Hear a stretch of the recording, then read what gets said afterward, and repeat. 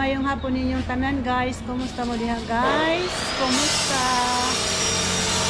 For videos today guys, mag-practice mi og kuan kanang welding kay di mi kamao pareha ming do di ka mao kay magpapabricate ko og shield para sa among tool nga si Randy di ba matugot. Kami lang nagmaneho mi nga Ison. Hi son. Hi son. Pareha ming duha di kamao siya di sa kamao na ako siya gitugos mo na nga nag-practice ming duha diri ron. Nares Ison guys ay ang nakapakuan man guys, nakapasiga man siya sa welding og nipilit rasad ang kuan guys bisag di mi kamao ba. Nipilit ra ang among gitrabaho guys. Mahimo ra jud ay bisag di kamao. Basta trabahoon lang mamao ra jud ay guys. Pareha na di mi kamao pero nahimo jud namo ni Ison. Mao na unya kay basta paningkamutan mahimo ra jud ay guys. Atong tan-awon niya guys na ako ni try sad ko guys. Ako dili man jud ko kamaawan na pero ni try lang jud ko para si Ison nga na siya kauban.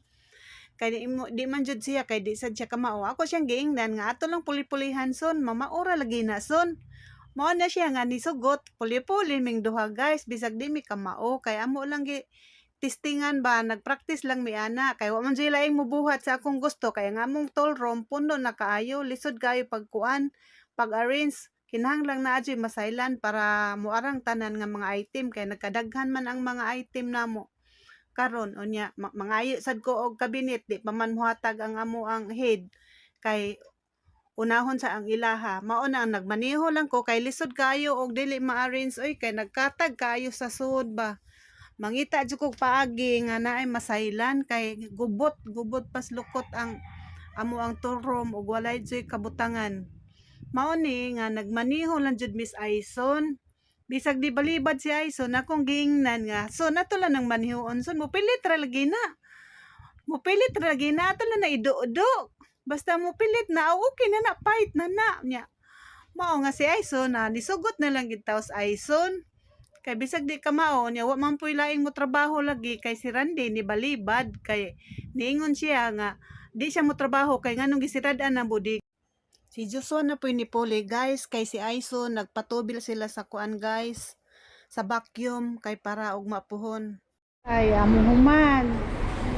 Si Joshua mo nakahuman ana guys kay si Ison nagpakuan sila nagpatubil. Ang nisaw ana si Joshua. Atong tanawon na dito sa sud guys asa na mo na siya imontar. Baton. Guys mo na guys namontar na guys. Mo na nang among gimaniho ni Joshua ni Ison. Puli-pulihan na mo welding guys. Na purma na guys. Pero kuwangan pa man siya saog. Og mapuhon sad na namo tiwasan og cutting guys kay kuwang siya saw guys og mapuhon ato niyang tan-awon og mapuhon guys.